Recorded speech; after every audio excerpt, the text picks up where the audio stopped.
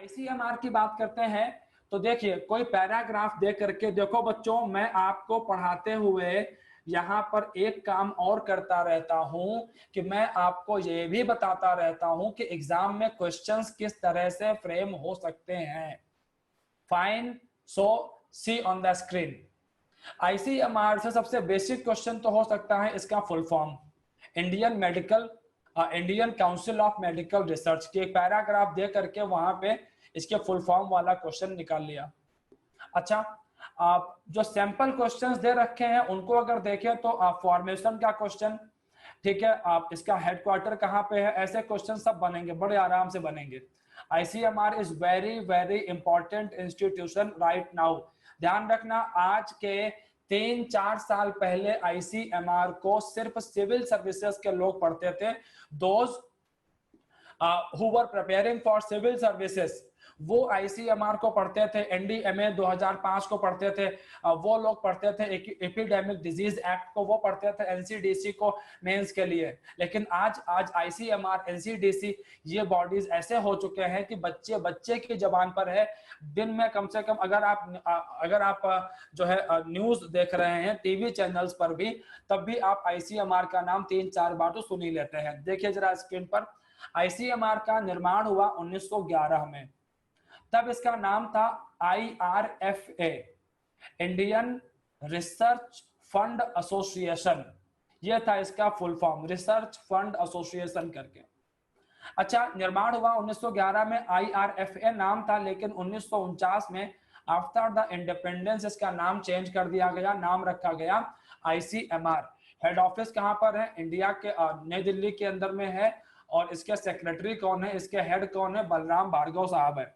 कल ही इनका इंटरव्यू आ रहा था, कल ही अगर आप लोग ध्यान से देखें तो हर दिन शाम को आईसीएमआर के हेड, इसके अलावा हेल्थ मिनिस्ट्री के जो सेक्रेटरी हैं और एक व्यक्ति और है, ये 3 लोग जो है डेली बुलेटिन जारी करते हैं कि आज कोरोना के अपडेट्स क्या हैं। ठीक है, चलिए, ये भार्गव साहब की एक फोटो है, बड़ी प्यारी सी फोटो है भार्गव साहब की।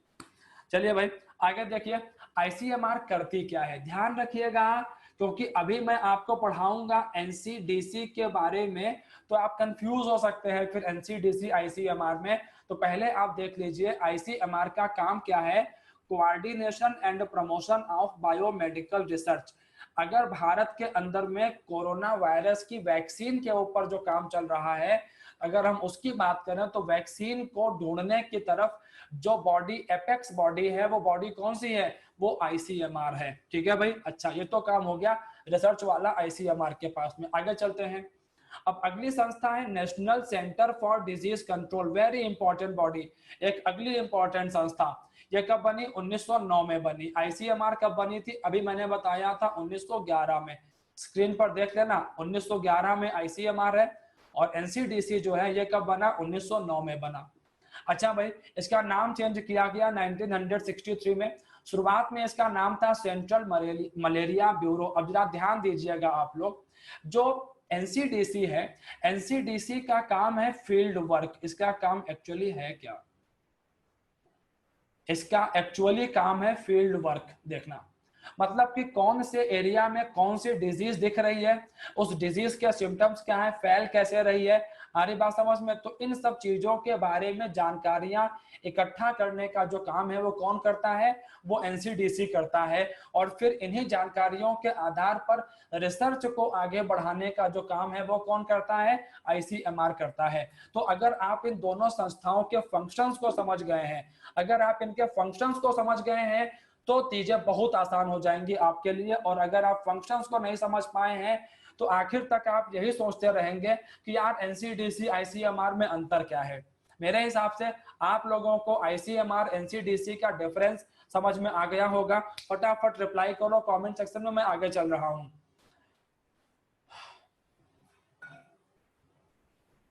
चलिए आगे चलते हैं बच्चों, जरा स्क्रीन पर देखिएगा। अब एनसीडीसी जो है, जब सेंट्रल, इसका नाम सेंट्रल मलेरिया ब्यूरो था, तो इसकी स्थापना कहां पर हुई थी?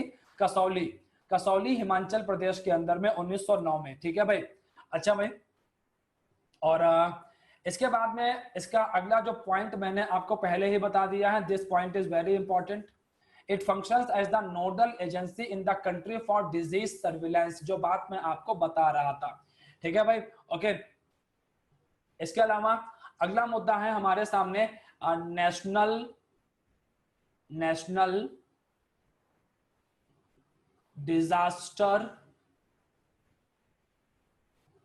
Disaster management act 2005।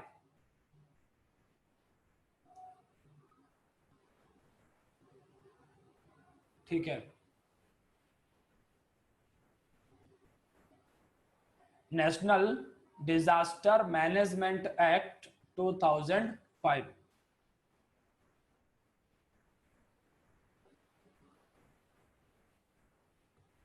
अरे दिव्यांशु क्या करके मानेगा, सहवाग साहब मेरे दोस्त थोड़े ही ना है, मेरी खुद की आज तक मुलाकात नहीं हुई। ओके, और क्रिकेट का कोर्स ऑनलाइन तो हो नहीं सकता बेटा, वो तो भाई सहवाग साहब की एकेडमी है नजफगढ़ के अंदर में, उनकी एकेडमी में एडमिशन लीजिए। हाँ, नजफगढ़ के अंदर मेरे कई सारे दोस्त रहते हैं, वहां पर अप्रोच लगाई जा सकती है। ठीक है, चलिए भाई आगे चलते हैं।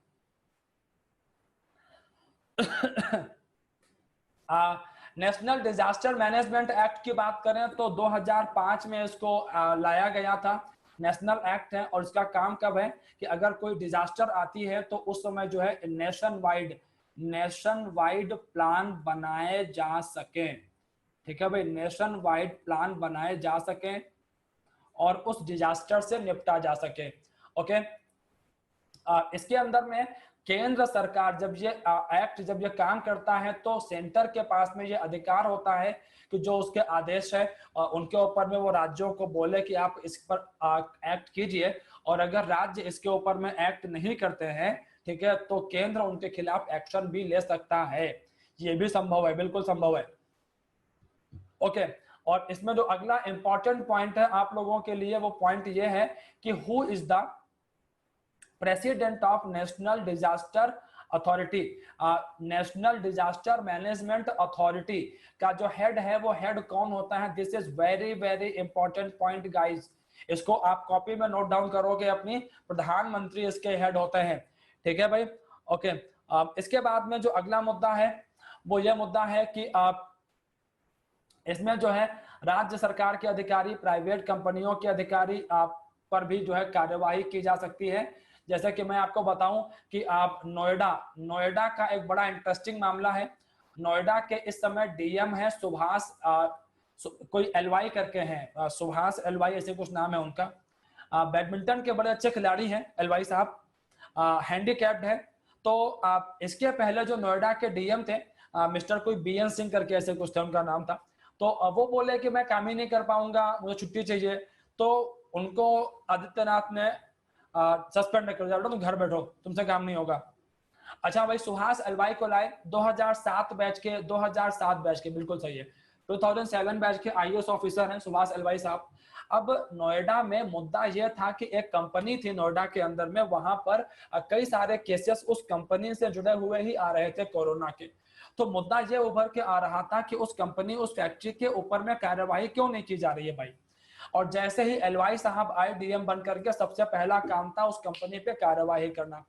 आगे बात समझ में? तो इस तरीके से जब एनडीएमए जो है जब ये एक्शन में होता है तो आप कार्यवाही राज्य अधिकारी के साथ साथ में जो है प्राइवेट कंपनी के अधिकारियों पर भी कार्यवाही की जा सकती है।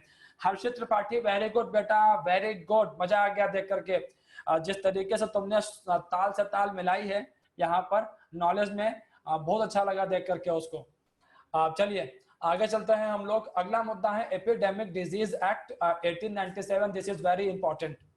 एपिडेमिक डिजीज एक्ट बहुत इंपॉर्टेंट है हम लोगों के लिए। इसको अंग्रेजों ने बनाया था वैसे तो, और अंग्रेजों ने क्यों बनाया था? प्लेग महामारी जो फैल रही थी उस समय बॉम्बे शहर के अंदर में, इस महामारी से निपटने के लिए लाया गया था एपिडेमिक डिजीज एक्ट को। ठीक है भाई, अच्छा। अब बॉम्बे शहर के अंदर में प्लेग महामारी से निपटने के लिए लाया गया था एपिडेमिक डिजीज एक्ट को, लेकिन जब हिंदुस्तान आजाद हुआ तब हमने इस अधिनियम को खत्म नहीं किया। देखो, जब हिंदुस्तान आजाद हुआ, इवन आज भी आज भी इंडियन गवर्नमेंट के पास में ये पावर है कि वो चाहे तो इन अधिनियमों को खत्म कर दे, लेकिन इंडियन गवर्नमेंट को लगता है कि यार इनमें से अधिकांश एक्ट ठीक ठाक है और इनको चलने देना चाहिए, थोड़ा बहुत अमेंडमेंट कर देते हैं और अपने हिसाब से चेंज कर लेते हैं इनको। तो एपिडेमिक एक्ट का ही इस्तेमाल करके सन 2018 में जब गुजरात में कॉलरा फैल गया था, ठीक है भाई, तो इसी का इस्तेमाल किया गया था अहमदाबाद वगैरह के एरिया में एपिडेमिक डिजीज एक्ट का, लोगों की भीड़ को, लोगों के ऊपर में प्रतिबंध आरोपित करने के लिए, ठीक है भाई। तो आप ध्यान रखिएगा, कोविड-19, ध्यान रखना बच्चों, कोविड-19 महामारी के दौर में जो दो अधिनियम बहुत ज्यादा इस्तेमाल किए गए वो है एनडीएमए 2005 और एपिडेमिक डिजीज एक्ट 1897, ठीक है भाई। ओके, चलिए, तो ये एक मुद्दा हो गया। इसके बाद में चलते हैं प्रधानमंत्री रोजगार प्रोत्साहन योजना के ऊपर में। आप लोग ये बताओ कि यहां तक क्लियर है और स्पीड ठीक है? करंट अफेयर्स में थोड़ा सा स्पीड रहती है क्योंकि मुद्दे छोटे छोटे होते हैं तो उनको बड़ा आराम से डील नहीं कर सकते हम लोग और डेटा बहुत ज्यादा होता है। फटाफट बताओ जहां तक कंफर्टेबल हो और स्पीड के बारे में जरा बताइए, स्पीड ठीक है या घटाऊं या बढ़ाऊं?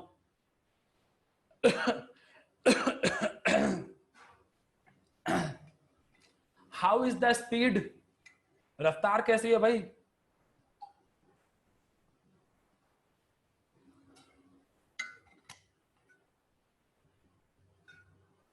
नहीं, उस दिन बताया नहीं था मेरे हिसाब से, सिर्फ हेडिंग आई थी।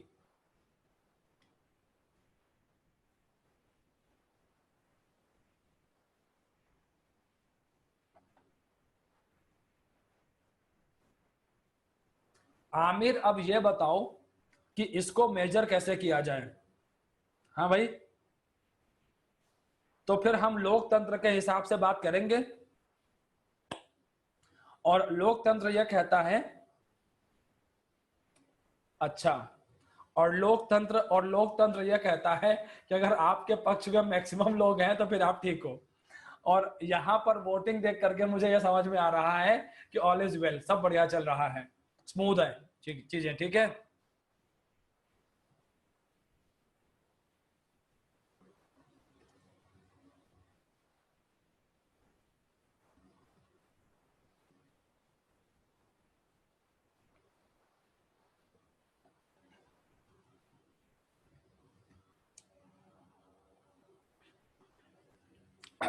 ओके, चलिए,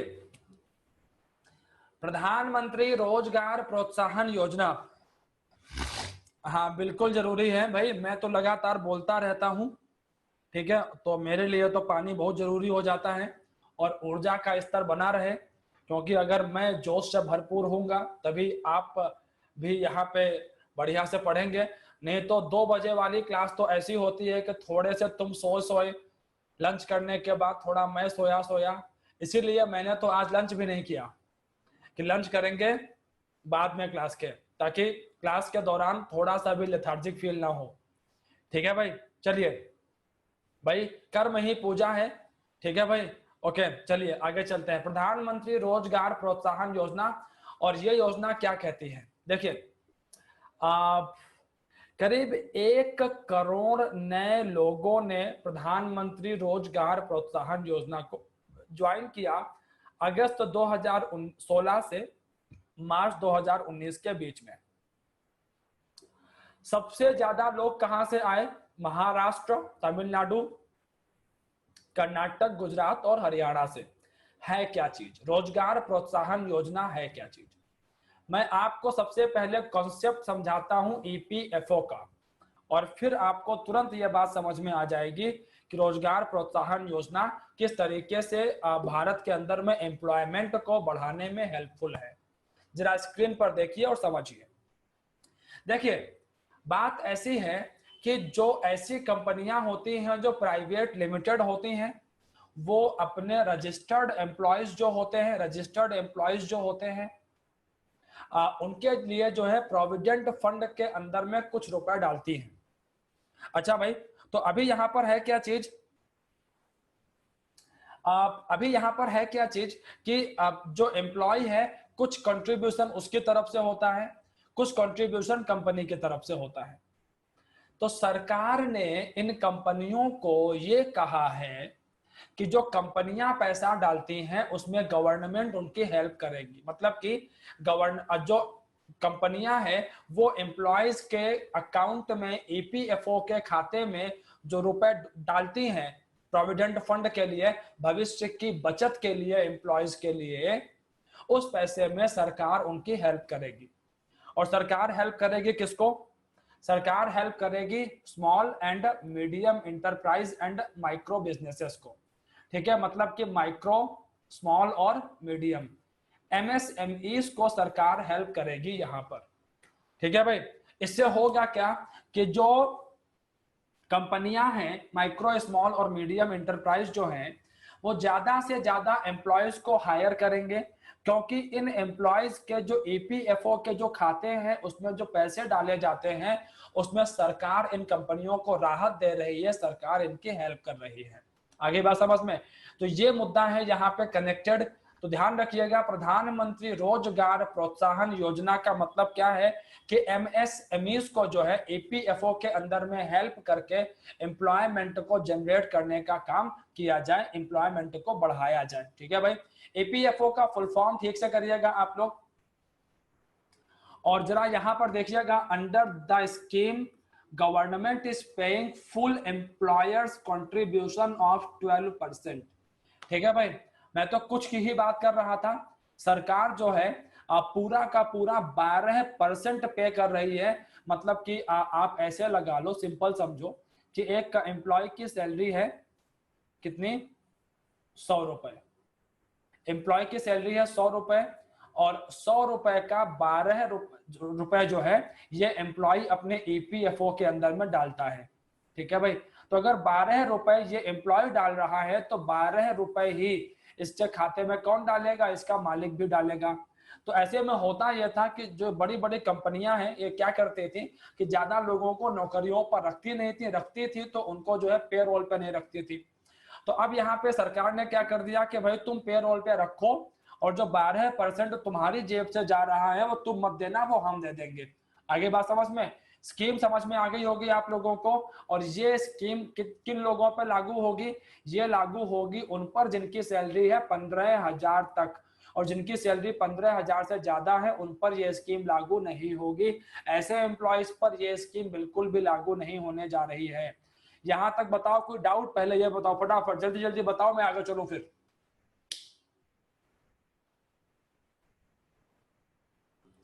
ठीक है नेहा नूपुर, बेटा आज शाम को ही ये पीडीएफ मैं भेज दूंगा।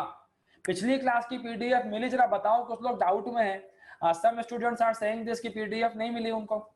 Please guys let me know this fact. बताओ भाई जरा। नेहा नूपुर कह रही मिल गई। नेहा नूपुर का कहना है करंट अफेयर्स की। नेहा नूपुर ध्यान रखना, करंट अफेयर्स की मैं बात कर रहा हूँ, करंट अफेयर्स की पीडीएफ की बात हो रही है यहाँ पे। ओ माय गॉड, नेहा तो कह रही, लिख भी लिया। दिव्यांशु कह रहा है कि सफलता ऐप पे सब मिल जाता है। तो भैया जिन लोगों को नहीं मिली, सफलता का ऐप देख लो एक बार ही। ठीक है, उस ऐप को देख लो। मैंने भी उस ऐप को यूज किया है, कर रहा हूं। ठीक है भाई, वेबसाइट पे देखता रहता हूं तो वहां पे काफी काम चलता रहता है और वहां पे काफी सारा डेटा अवेलेबल है। लगभग हर क्लास की डिटेल्स डेटा अवेलेबल है वहां पे। ठीक है भाई, बिल्कुल बिल्कुल दिव्यांशु, बिल्कुल सही बात है। सारी पीपीटी, सारी वर्कशीट्स वहां पे अवेलेबल है। चलिए भाई आगे चलेंगे। चलिए भाई, अगला मुद्दा है,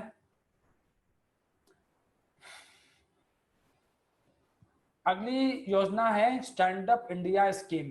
क्या है ये? स्टैंड अप इंडिया स्कीम जो है इसको लाया गया था बेसिकली एससी, एसटी और महिलाओं के लिए। महिला किसी भी क्लास की हो सकती है, वो एससी एसटी भी हो सकती है, ओबीसी भी हो सकती है, जनरल भी हो सकती है। महिला मतलब किसी भी क्लास को महिला होनी चाहिए बस। तो सरकार ने स्टैंड अप इंडिया स्कीम को 2025 तक बढ़ा दिया है। इसमें है क्या? एक्चुअली स्टैंड अप इंडिया में कोलेट्रल फ्री लोन दिए जाते हैं। कि आपको एक सर्टेन अमाउंट का लोन मिल जाएगा और उस लोन के लिए आपको कोई भी कोलेट्रल देने की जरूरत नहीं है, मतलब कि कोई जमानत आपको देने की जरूरत नहीं है। और ये प्लान किसके लिए है? बेसिकली ये प्लान है SC ST और महिलाओं के लिए जिनकी उम्र 18 साल से ऊपर है, उनके लिए है प्लान ये। अच्छा भाई, और इसमें कितने तक का लोन मिल जाएगा? इसके अंदर में लोन मिल जाएगा आपको 10 लाख से लेकर 1 करोड़ तक का। आ रही बात समझ में? लेकिन एक खास बात है कि आपका इन्वेस्टमेंट कहाँ होना चाहिए? Green field. आपका इन्वेस्टमेंट या बिजनेस कैसा होना चाहिए? Green field. अब आप लोग सोच रहे होंगे सर ये ग्रीन फील्ड क्या होता है, मतलब घास के मैदान बना दे क्या? वेरी गुड मैत्री, वेरी गुड, इम्प्रेसिव।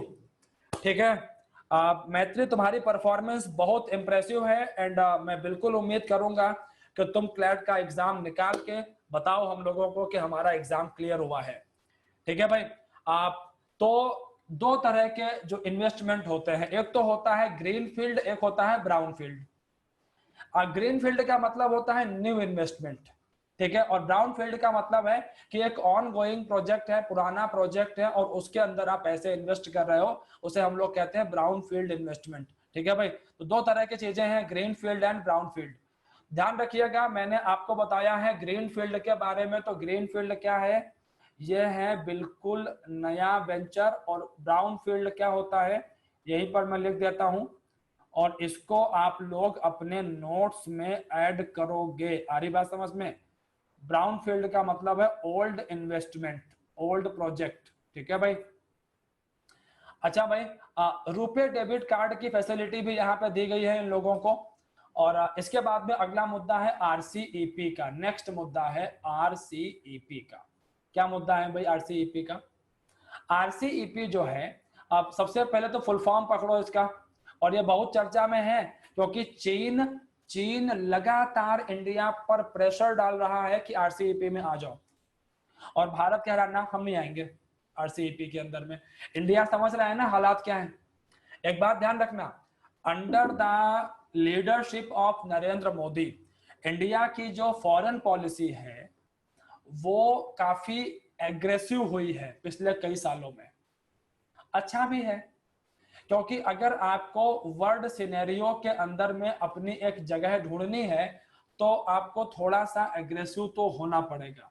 लेकिन हमारी वर्तमान सरकार बस ये नहीं समझ पा रही है, वर्तमान सरकार को ये नहीं समझ आ रहा है कि इंटरनल अफेयर्स बिगड़ते जा रहे हैं लगातार, और दुनिया के बड़े बड़े देश हमारे आंतरिक मामलों को लेकर के यूनाइटेड नेशंस के अंदर में हमसे सवाल पूछ रहे हैं। अगर आपने ध्यान दिया हो तो CAA, इसके अलावा NRC, इसको लेकर के यूनाइटेड नेशंस और USA दोनों ने इंडिया से कई जगहों पर क्वेश्चनिंग किया है। और एक बात ध्यान रखिएगा, अगर इंडिया को यूनाइटेड नेशंस की सिक्योरिटी काउंसिल के अंदर परमानेंट सीट चाहिए तो ये NRC और CAA जैसे विवाद बचना होगा इनसे। अगर आप नहीं बचोगे तो ये बात दिमाग में डाल लीजिए कि यूनाइटेड नेशंस के सिक्योरिटी काउंसिल की परमानेंट सीट तो आप भूल ही जाओ, वो नहीं मिलने वाली आपको। आई बात समझ में? ओके चलिए, ये सब चीजें हैं जो कि इंटरनेशनल पॉलिटिक्स के अंदर में मैटर करती हैं। ठीक है, चलिए स्क्रीन पर देखिए चीज क्या है। एक्चुअली 10 देशों का एक समूह है जिसे हम लोग कहते हैं आसियान। एक ग्रुप है, जरा मैं देखूं जरा अगर आसियान के बारे में मैप है तो हमारे पास, बिल्कुल मैप है हमारे पास और मामला जम गया। जरा स्क्रीन पर देखिए, हाँ बिल्कुल जयंत 10 ही परमानेंट है। स्क्रीन पर देखिए गाइस, आप RCEP के अंदर में आसियान के 10 देश है, इसके अंदर में association of south east Asian Nations, ये मैप है पूरा, ये पूरा रेड चार्ट है। ठीक है भाई। अच्छा, तो अभी यहां पर है क्या चीज, आसियान के 10 देश और 6 देश, और 6 देश कौन कौन से हो जाएंगे? जापान हो जाएगा इसके अंदर में, चीन हो जाएगा, न्यूजीलैंड हो जाएगा, ऑस्ट्रेलिया हो जाएगा, इंडिया हो जाएगा, ठीक है, ये सबको, साउथ कोरिया हो जाएगा, इन सबको जोड़ करके 6। तो ये मिल करके एक क्षेत्र बनाना चाहते हैं जिसे कहते हैं आरसीईपी। और आरसीईपी क्या होगा कि आरसीईपी में जो देश शामिल होंगे वो जब व्यापार करेंगे तो उस व्यापार के ऊपर में टैक्स वगैरह कम लगाया जाएगा। अब इंडिया की सबसे बड़ी टेंशन ये है, हमारी सबसे बड़ी टेंशन पता क्या है? हमारी सबसे बड़ी टेंशन है हमारा डेयरी इंडस्ट्री। जी हाँ, डेयरी इंडस्ट्री। क्योंकि जो आसियान के 10 देश हैं वहां पे डेयरी इंडस्ट्री बहुत स्ट्रांग है वहां का। इसके अलावा आसियान कंट्रीज के अंदर में मैन्युफैक्चरिंग भी काफी अच्छा है, बड़ा शानदार है। और हमारे यहाँ पर बड़ी दिक्कत वाली बात यह है कि दुनिया के सबसे ज्यादा पशु, दुनिया के सबसे ज्यादा मवेशी भारत में रहते हैं, लेकिन डेयरी इंडस्ट्री में न्यूजीलैंड जैसा छोटा देश भी हमारी बैंड बजा के रखता है। मैं कुछ एग्जांपल देता हूं, प्रैक्टिकल एग्जांपल देता हूं। देखो, प्रैक्टिकल एग्जांपल मेरे पास ज्यादा इसलिए होते हैं क्योंकि मैं अपने इर्द गिर्द चीजों को उसी हिसाब से ऑब्जर्व करता रहता हूं, ठीक है। तो अभी करीब ये दिवाली 2019 की दिवाली की बात है। मैं गांव में था और गांव के अंदर में मैं देख रहा था कि ढेर सारे जो लोग हैं जो कि दूध का ही बिजनेस करते हैं, वो दूध निकालते हैं और दूध बेचते हैं। और वो उनकी समस्याएं थी कि यार पैसा नहीं मिलता हमको इतना। और मैंने उनको बताया कि हम लोग जब दिल्ली वगैरह में वहां पे हम दूध ले रहे होते हैं तो हमें तो दूध महंगा मिलता है वहां पे, ठीक है। तो उन्होंने बोला कि हमें तो यहाँ पे मुश्किल से 12-15 रुपए लीटर ये हमें पे करते हैं और आगे वो बेचते हैं जाकर के 28 रुपए लीटर में, 30 रुपए लीटर में, 36-40 रुपए लीटर तो दूध बेचते हैं। देन मेरा उनको सुझाव यही था कि आप लोग क्यों ना सब गांव के जो है 15, 20, 50 जो आप किसान हैं वो मिल करके आप एक डेयरी खोल लीजिए, जहां पर आप उस दूध को लेकर के आए, प्रोसेस करें, पनीर बनाए, घी बनाए, और भी प्रोडक्ट हैं वो बनाएं। और कानपुर के अंदर में, लखनऊ के अंदर में कई सारी बड़ी फर्म्स हैं, उनके साथ में डील कर लीजिए आप लोग और अपने प्रोडक्ट उनको सप्लाई कीजिए, तो आपको ज्यादा मुनाफा होगा। सरकार से हेल्प लीजिए। तो अभी यहाँ पर है क्या चीज, उनकी समझ ही नहीं आई बात। अरे बोले ना ना कुछ नहीं होगा ये सब, हाँ ये हो गया, ये मतलब सीधे, अरे ये नहीं होगा, ये नहीं हो सकता, पॉसिबल नहीं है ये। अच्छा, तो अभी अभी अल्टीमेटली यहां पर है क्या चीज कि भारत की जो डेयरी इंडस्ट्री है इसके अंदर में इनोवेशंस का अभाव है। और इंडिया को टेंशन ये है कि अगर हम आरसीईपी के अंदर चले गए तो हमारी मार्केट के अंदर में आसियान कंट्रीज के जो सस्ते उत्पाद हैं, जो चीप प्रोडक्ट्स हैं, वो भर जाएंगे हमारी मार्केट के अंदर में। और इनके आने से हमारे देश के जो लोकल प्रोडक्ट है वो मर जाएंगे, जो यहाँ के लोकल जो मैन्युफैक्चरर्स हैं उनको नुकसान उठाना पड़ेगा। इसीलिए इंडिया ने मना कर दिया है कि we will not be a part of RCEP, हम आरसीईपी में शामिल नहीं होंगे। आ रही बात समझ में? And now the question is what is ASEAN. तो आसियान का फुल फॉर्म मैंने बता दिया था पहले ही आपको। इसकी स्थापना कब हुई थी? आसियान का स्थापना हुआ था 1967 में, इसको फाउंड किया गया था, ठीक है भाई। आसियान का जो मोटो है, motto of ASEAN, one vision, one identity and one community, this is the vision of ASEAN. और इसका जो सेक्रेटेरिएट है, इसका जो सेक्रेटेरिएट है that is in Indonesia. Indonesia की जो कैपिटल है जकार्ता, वहां पर है इसका सेक्रेटेरिएट, ठीक है। एंड आफ्टर दिस, ठीक है, आसियान प्लस 3, आसियान के 10 देश, आसियान के 10 देश और 3 देश और मिल करके 1997 में आसियान प्लस 3 को शुरू किया गया था। और एग्जाम में क्वेश्चन आता है कि आसियान प्लस 3 में कौन कौन से कंट्रीज है, तो चीन है, जापान है और साउथ कोरिया है, ये आते हैं इसके अंदर में, ठीक है भाई। चलिए भाई, इसके बाद में अगला मुद्दा है NATO ally like status for India. ये इंडिया के लिए जो है नाटो अलाई लाइक स्टेटस जो है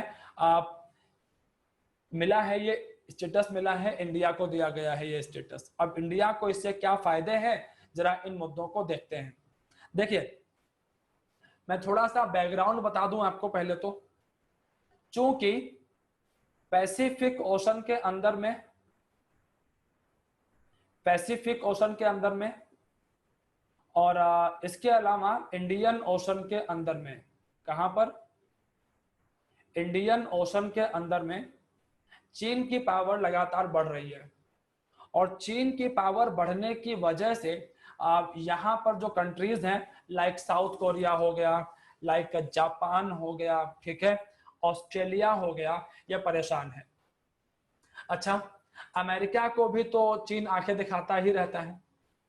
तो ऐसे में अमेरिका को इस एरिया के अंदर में एक सहयोगी चाहिए, एक साथी चाहिए जो उसकी हेल्प कर सके अच्छे से, ठीक है भाई।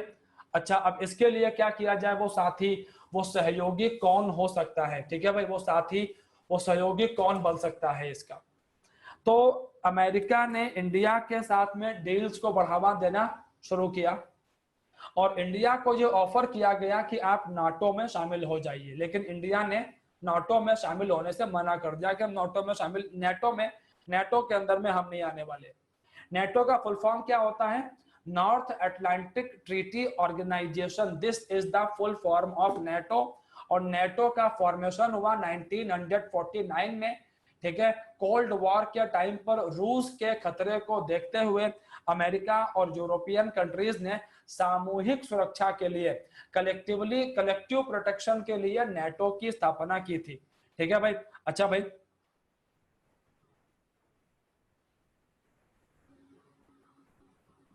जयंत क्या कहना चाह रहे हो? चलिए आगे चलते हैं हम लोग। तो अमेरिका ने एक प्रोग्राम चलाया, उसने कई सारे ऐसे देशों को नेटो के अंदर में शामिल किया जो कि एक्चुअली नेटो के मेंबर हैं नहीं, लेकिन जरूरत पड़ने पर वो नेटो के काम आ सकते हैं या नेटो उनके काम आ सकता है। और ऐसे में अमेरिका ने साउथ कोरिया, इंडिया, ऑस्ट्रेलिया, ठीक है, आप इन सब देशों को नेटो अलाई लाइक स्टेटस देना शुरू किया। और इसीलिए इंडिया ने अमेरिका के साथ में एक समझौता किया है, लेमोवा। लेमोवा का फुल फॉर्म बहुत इंपॉर्टेंट है आप लोगों के लिए। और अगला मुद्दा यह इंपॉर्टेंट है कि लेमोवा एग्रीमेंट किन किन देशों के बीच हुआ है, इंडिया और अमेरिका के बीच हुआ है। लेमोवा का फुल फॉर्म क्या है, signed the logistics exchange memorandum of agreement. इसका मतलब क्या है, लॉजिस्टिक्स एक्सचेंज का मतलब यह है कि अगर कभी जरूरत पड़ता है तो जो अमेरिकन फोर्सेस हैं वो इंडियन फोर्सेस के लॉजिस्टिक्स मतलब सामान, साजो सामान, बेसेस को इस्तेमाल कर सकते हैं। और अगर इंडिया को जरूरत पड़ा तो वो अमेरिका के बेसेस को इस्तेमाल कर सकता है। तो ये एक्सचेंज है दोनों के बीच में कि हम तुम्हारे लॉजिस्टिक्स को यूज करेंगे और तुम हमारे कर सकते हो। अच्छा, फिर कॉम कासा समझौता भी हुआ है। कॉम कासा के अंदर में है क्या चीज, हाँ जयंत, अब तुमने बोली है सही बात। अब मुझे समझ आया कि तुम नैम की बात कर रहे हो।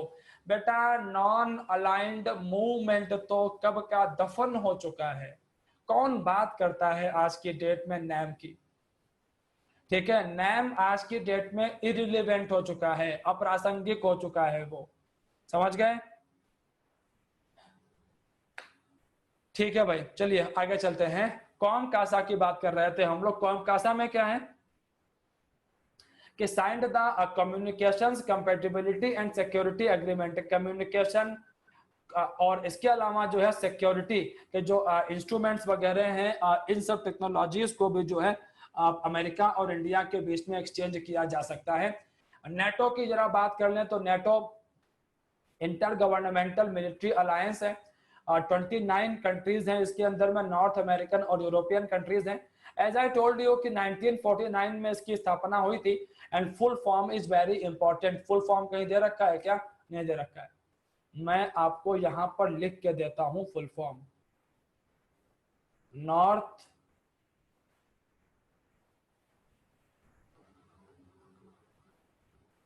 अटलांटिक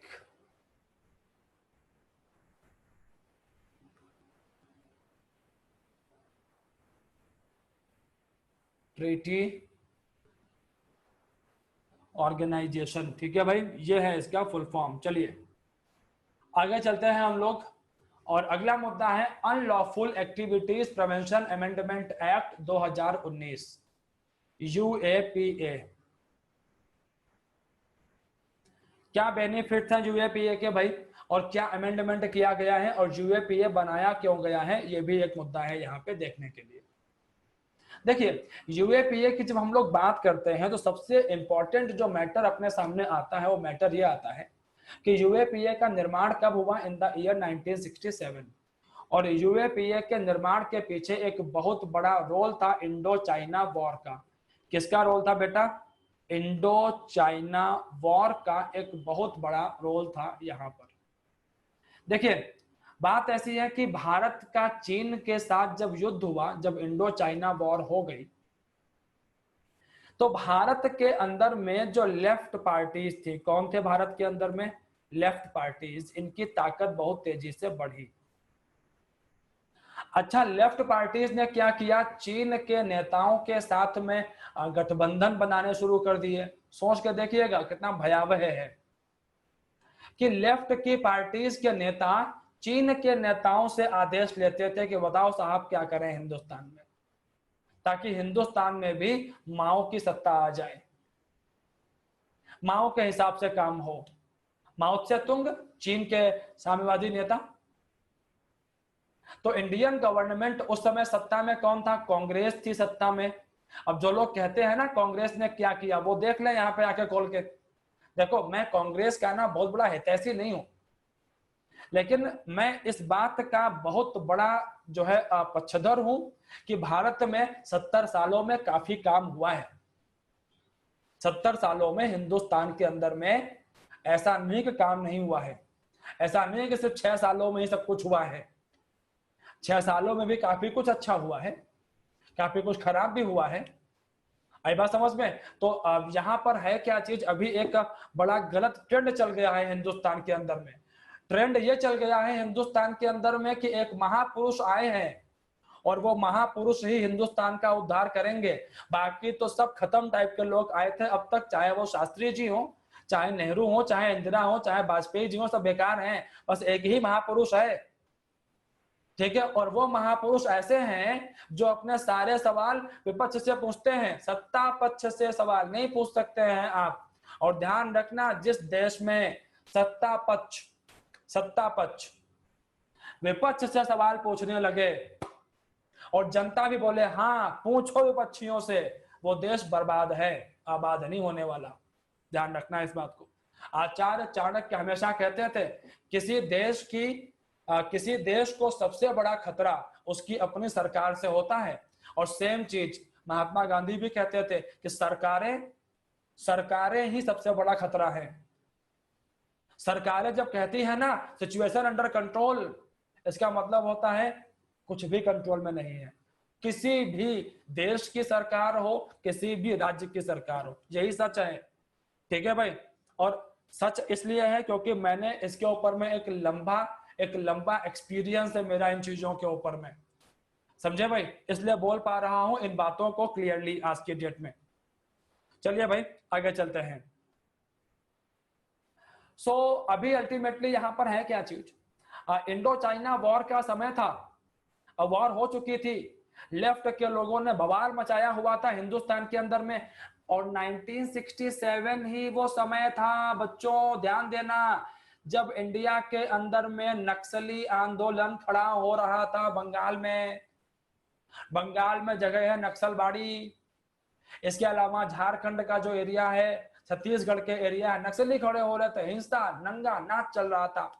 असम के अंदर बवाल मचा हुआ था, असम के अंदर में बवाल मचा हुआ था, क्योंकि बांग्लादेश जो आज दिखता है वहां पर पाकिस्तान की सेना ने अत्याचार मचा रखा था। पाकिस्तान की फौज बंगाली मुसलमानों का नरसंहार कर रही थी पूरी तरीके से। क्या किया जाए ऐसे में, कैसे निपटे इन समस्याओं से? तो उस समय की सरकार एक एक्ट लेकर के आई, अनलॉफुल एक्टिविटीज प्रिवेंशन एक्ट। ठीक है भाई। और इसके माध्यम से सरकार ने एक काम किया कि कई सारे जो संगठन थे जो कि सरकार के विरोध में काम कर रहे थे, उनको वो जो है टर्मिनेट कर सकते थे, उनको हटा सकते थे, उनको जेल में डाल सकते थे। ये सारे काम यहाँ से किए गए। अच्छा भाई, चलिए और आगे बढ़ते हैं। तो वर्तमान में क्या किया गया है, अब यहाँ पर एक पंगा था कि अगर कोई आतंकवादी गतिविधि है, कोई टेररिस्ट एक्टिविटी है, तो टेररिस्ट एक्टिविटी में किसी संगठन को, बच्चों बहुत ध्यान से सुनना, किसी संगठन को ही आतंकवादी संगठन डिक्लेयर किया जा सकता है। किसी संगठन को ही आतंकवादी डिक्लेयर कर सकते हैं, किसी व्यक्ति को आतंकवादी डिक्लेयर नहीं किया जा सकता है। ये कॉन्सेप्ट ही नहीं था भारत के अंदर में कि कोई व्यक्ति भी आतंकवादी घटना को अंजाम दे सकता है। लेकिन आज के हालात देखिए, दुनिया के अंदर में वुल्फ अटैक्स बढ़े हैं। वुल्फ अटैक मतलब कि कुछ ऐसे लोग जो स्लीपर सेल टाइप से होते हैं और वो कहीं पर भी एकदम से ट्रक लिया, ठोक दिया लोगों को, बंदूक ली, उड़ा दिया लोगों को। इनका संबंध जनरली किसी आतंकवादी संगठन से नहीं होता है। तो इन वुल्फ अटैक को रोकने के लिए सरकार ने एक कदम उठाया है कि अब वो किसी भी व्यक्ति की गतिविधि को आतंकवादी गतिविधि डिक्लेयर कर सकती है और इससे सरकार की पावर बढ़ेगी। लेकिन बात वही है कि जब आपके पास असीम सत्ता आती है तो उस पावर का इस्तेमाल भी ठीक से होना चाहिए। With great power comes great responsibility, you must know this thing. Okay, चलिए आगे चलते हैं। इसके बाद में approval of scissor of property. तो एनआईए के जो इन्वेस्टिगेटिंग ऑफिसर हैं वो अपने डायरेक्टर जनरल की परमिशन से ही किसी ऐसे व्यक्ति की जो संदिग्ध है आतंकवादी गतिविधियों के अंदर में उसकी संपत्ति को सीज कर सकता है। ये एक अच्छा कदम है। इसके अलावा एनआईए की पावर्स को बढ़ाया गया है और इसकी वजह से जो विपक्षी सरकारें हैं वो विरोध कर रही हैं कि एनआईए अब राज्यों के अंदर में मनमाने तरीके से काम करेगा। लेकिन एक बात मैं आपको बता दूं, हमारे राज्य भी तो चमत्कारी हैं। ममता बनर्जी को देख लीजिए ना, अगर एक समझदार बंदा ममता बनर्जी का समर्थन कर दे तो ममता बनर्जी का समर्थन केवल वही करेंगे जो उनके अंधभक्त हैं। ममता बनर्जी के काम करने के स्टाइल को आप कहीं से भी डेमोक्रेटिक नहीं कह सकते। उनके लिए तो एक टर्म इस्तेमाल किया जाता है, मोदी इन सारी। ठीक है, एक कार्टून बनाया था किसी ने पीछे इंडियन एक्सप्रेस के अंदर में कि मोदी इन sari is equal to Mamata Banerjee, कि तानाशाही तो दोनों तरफ है। ओके, और हमें तानाशाही किसी रूप में नहीं चाहिए। अच्छा भाई, तो राज्य सरकारें कोऑपरेट नहीं करती हैं, सीन ऑफ क्राइम को बर्बाद कर देती हैं, तो ऐसे में ऑब्वियसली एनआईए की पावर को तो बढ़ाना पड़ेगा ना। अगर आप एनआईए की पावर को नहीं बढ़ाएंगे तो फिर बात बन ही नहीं पाएगी यहां तो। चलिए भाई आगे चलते हैं। इसके अलावा इसमें एक और चीज ऐड की गई है, this bill adds the international convention of suppression of acts of nuclear terrorism. जी हाँ, ये बड़ा इंटरेस्टिंग पॉइंट है। न्यूक्लियर टेररिज्म के मुद्दों को भी इसके अंदर में एड्रेस किया गया है। इसके अलावा मैं बता दूं आपको कि कई सारे और भी अधिनियम हैं जो सरकार ने बनाए थे। ठीक है, भारत के अंदर में अनलॉफुल एक्टिविटीज को रोकने के लिए इसमें एक बड़ा इंपॉर्टेंट अधिनियम है एनएसए, और एनएसए को बनाया था इंदिरा गांधी ने, जिसका सबसे ज्यादा इस्तेमाल अभी वर्तमान में कर रही है मोदी सरकार। पूछने वाला प्रश्न है ना कि एनएसए किसने बनाया था बाबूजी, जरा बताना। इंदिरा गांधी गवर्नमेंट लेकर के आई थी एनएसए को, और अफस्पा कौन लेकर के आया था? जवाहरलाल नेहरू लेकर के आए थे अफस्पा को। देखो, पावर का इस्तेमाल वहां करो जहां जरूरी है। अफस्पा क्यों लाया गया था? क्योंकि भारत के अंदर में नॉर्थ ईस्ट का जो हमारा एरिया है, नॉर्थ ईस्ट का जो एरिया है, नॉर्थ ईस्ट के एरिया में, जम्मू कश्मीर के एरिया में ऐसे लोगों की संख्या बढ़ रही थी जो कि जम्मू कश्मीर को और नॉर्थ ईस्ट को हिंदुस्तान से अलग करना चाहते थे। और जवाहरलाल नेहरू के पास में इंटेलिजेंस की रिपोर्ट थी कि इसके अंदर में कई सारे भारत के नेता भी शामिल हैं। विदेशी मदद भी मिल रही थी इन नेताओं को। और ऐसे में नेहरू क्या लेकर के आए? Armed forces special power act, that is AFSPA. अच्छा भाई, तो अभी अभी अल्टीमेटली यहां पर है क्या चीज? अफस्पा को ला करके जो है, अफस्पा को ला करके जो भारत के अंदर में जो डिविजिव पावर्स हैं उनको कंट्रोल किया गया, विभाजनकारी शक्तियों को कंट्रोल किया गया। ठीक है भाई, और अफस्पा और एनएसए आज भी काम कर रहे हैं। चलिए आगे चलते हैं। और अगला मुद्दा है, बड़ा इंपॉर्टेंट मैटर है यार, नोबेल पुरस्कार से जुड़ा हुआ मुद्दा है। लेकिन यार मुझे ये लग रहा है ना कि आज के लिए काफी है और आज की क्लास को यहीं पे रोक दिया जाए। क्या बोलते हैं आप लोग, जरा ये बताइए। चलिए ठीक है भाई, कोई बात नहीं, फिर आज के सेशन को यहीं पे एंड करते हैं और बाकी नोबेल प्राइज वगैरह जो हैं इनसे जुड़े हुए जो मैटर हैं वो हम लोग आगे देखेंगे किसी और क्लास में। ठीक है भाई, okay guys, thank you, thank you.